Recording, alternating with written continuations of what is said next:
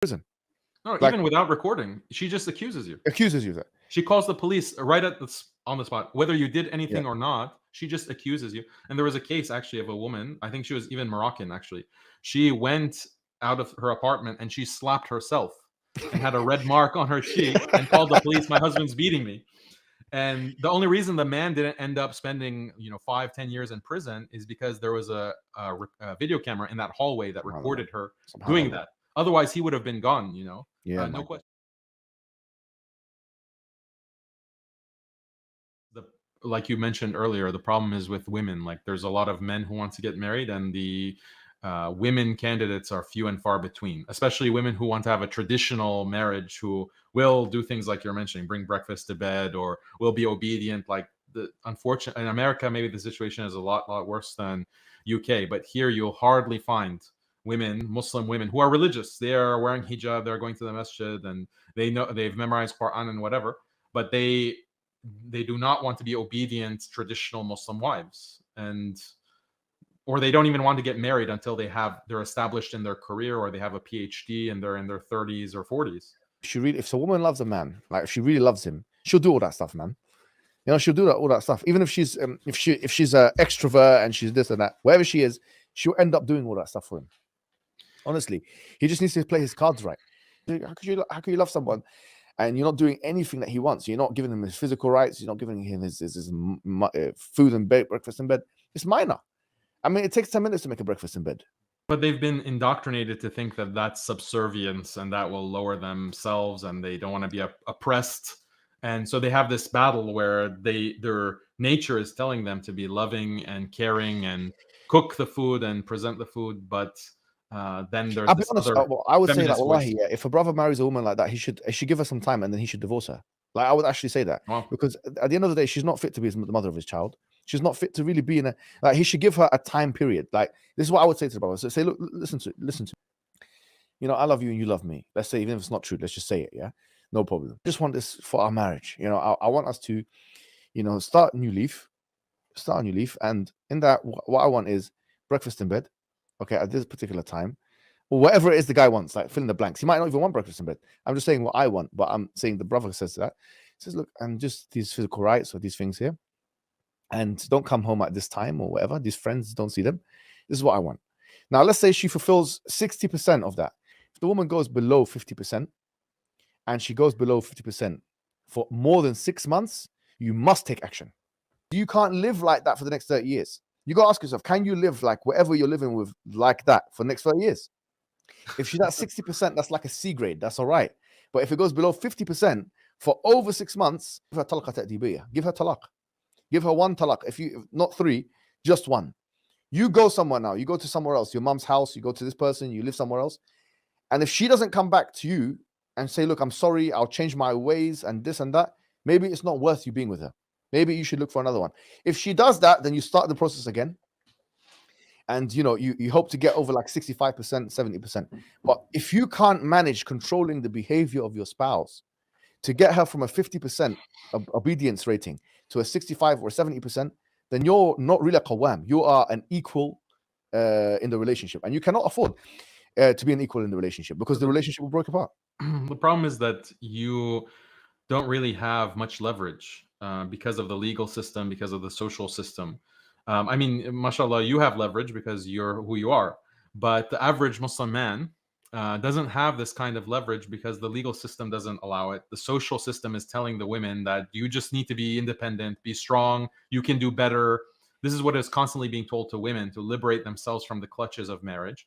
It's men, unfortunately, who are put in this weak position that they have no choice but to live with a woman who says, yeah, I'm not going to satisfy any of your needs. In fact, you're lucky to have me in the first place, that I would do you the favor of living in your house and taking your money and eating your food. This is like the level of entitlement that I know, but the things that the Sharia gives you, like there are some things, for example, they don't care. They don't care about the Sharia. No, but I know, but it's going to cause anxiety. If she loves the guy, here's the thing. Here's my premise. If she loves him, if she loves him, and I think love to be honest, is the most central thing. Love and respect. Those 2 things are the most, and trust. These are the 3 pillars of a relationship. Yeah. If she loves him and he is now threatening to leave her, let's say, for example, he does ila, which is not talaq, it's one level below it. He goes somewhere else. He's not speaking to her, just like the Prophet ﷺ did for 29 days with all of his wives. Yeah, but the thing is that what these Muslim women are learning is that if your husband leaves you, or if your husband makes you feel any kind of discomfort, that he is abusing you, and he is actually committing domestic violence. They've expanded the definition of violence to such an extent that, and that's the thing about love. I would just add this point, and that the love is actually a secondary phenomenon. Like, the love comes after the kind of obedience or mutual exchange, that especially when it comes to Islamic marriages, because you don't have time in an Islamic doing things in a halal way. It's not like girlfriend boyfriend where you've had extended contact and then you've developed feelings of love for a person before you marry them. Usually you're getting married and there's not really a deep love that the husband and wife have for each other. Sometimes it's an arranged marriage. They haven't even seen each other for any extended period of time or conversed with each other for extended period of time. But the love comes later, and the love comes because of respect. It comes from obedience, comes from mutual exchange, like exactly like you described. Your wife is bringing you food and your love for her increases. So it's like a chicken and the egg. The action, the obedience comes first, and then the love grows. But if there is, no respect, there is no obedience, there is no even qawama that we're talking about, even psychologically for women, like, they can't love someone that they don't look up to. They can't love someone in that deep way, a man that they're actually looking down upon. And so a man is going to be seen as not worthy of her love. And so all of these things are limiting the options of men to actually have leverage in a marriage to create love.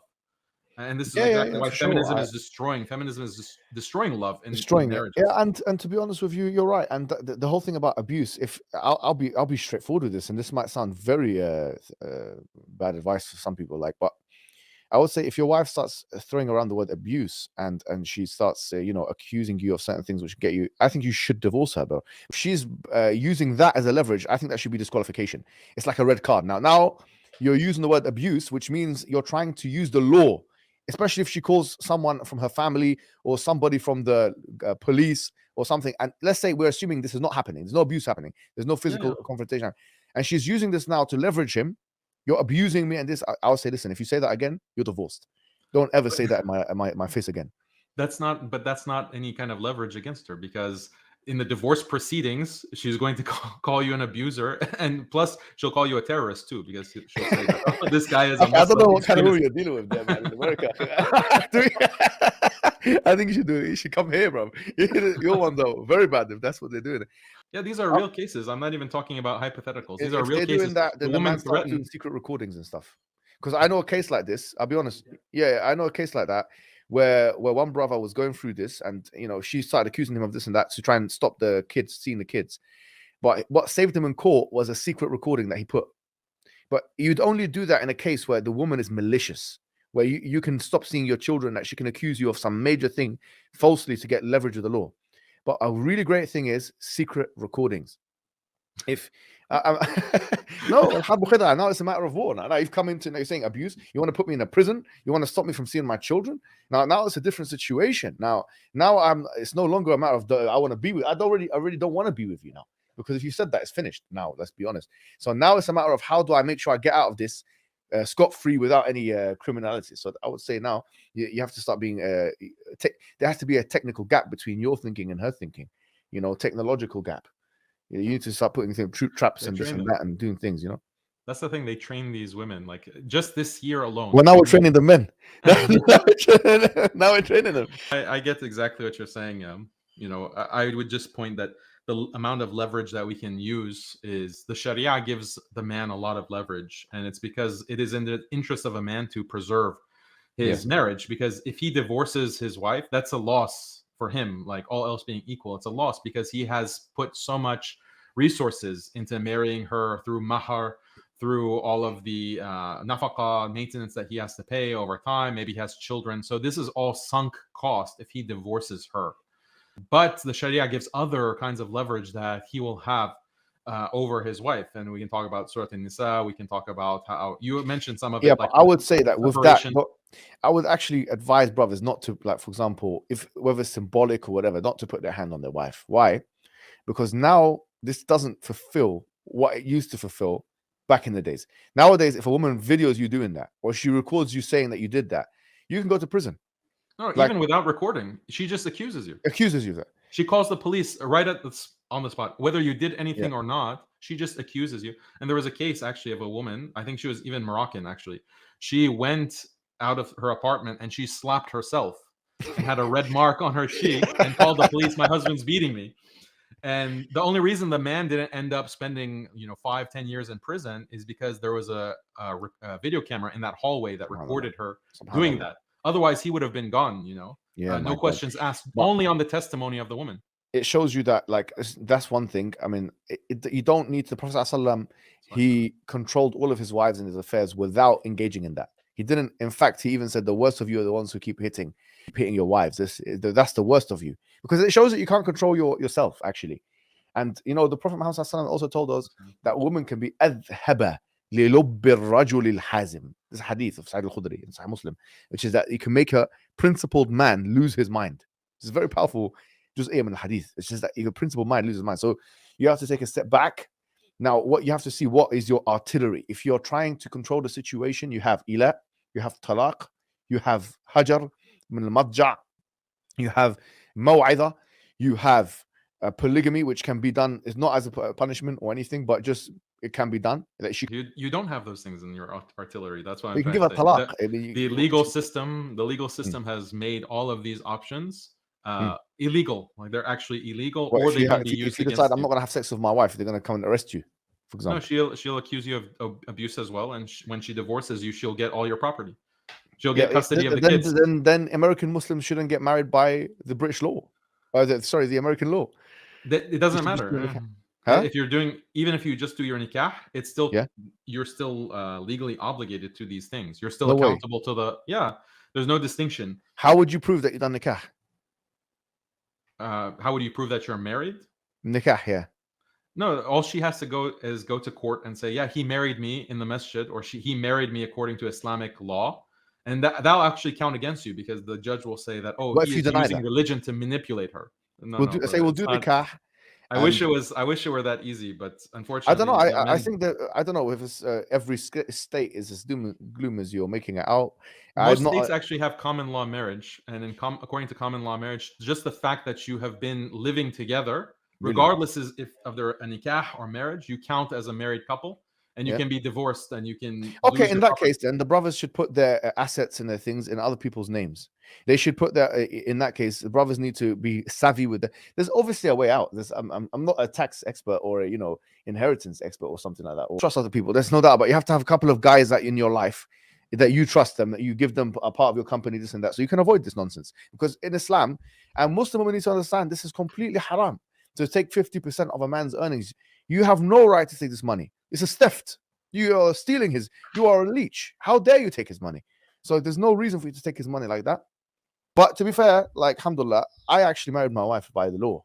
Yeah, I trust her, alhamdulillah, she's all good. But I've also got things in place. And so these are the kinds of these are the kind of things that we all have to do, because at the end of the day, you never know who's going to stuff like that. Whatever. At the end of the day, like, the best thing is to have the mentality that if the money comes to me, it's from Allah. He gave it to me, and whatever money is taken away, I don't care anyway. So if you have that mentality, but obviously put these safeguards in place and speak to lawyers and professionals in your area. In Canada, I don't know if people are listening to us from Canada, from Australia, there's law there. I don't know, it's different. Every country is different. People are probably listening to us from Saudi Arabia and UAE. So we don't know what the laws is there. I think it's more favorable to the Islamic system. So it really depends on where they are. Basically, you need to safeguard yourself. It's true. As a man, especially in the West, you need to safeguard yourself, and we should be aware of all of these things. Yeah, I think that we should take the measures. You have a very practical approach that I think everyone appreciates. I would just add to that the awareness that look at where feminism has taken society. Like, look at how feminism and empowerment of women, how it has distorted society and created this legal situation and social situation that is so disfavorable to not only men, but disfavorable to the institution of marriage. And we have to have that kind of awareness. Why? Because we can push back against this feminization. We can push back in our own societies and also in the Muslim world, because unfortunately you have speakers or imams in the Arab world or in India or in Malaysia who are pushing feminism, thinking, oh, this is just about women's rights and we're in favor of women's rights. So, of course, in Islam, why wouldn't we promote women's rights? But what they are mistaking is that, no, you're promoting things that are actually contrary to the Sharia. And step by step by step, you're creating a situation that is completely disfavorable to marriage, disfavorable to the rights of men, and so forth. Like, this is a dystopia. Like, the kinds of steps that you're telling someone to take at 21 years old, you didn't have this knowledge, right? To like create offshore accounts and like divide it up and do a prenup, like that wouldn't come to your mind. And for most Muslims and most men in society, that's not available. That kind of legal means is not available to them to protect themselves. So they're at the mercy of a feminist system. Recognizing that dhulm, I think, is really critical, because the Muslim youth and the imams and the community as a whole can reject this ideology out of hand and say that we don't want this system because look at where it leads. It leads to disaster. It leads to 40%, 50% of our Muslim daughters and sons not being able to get married.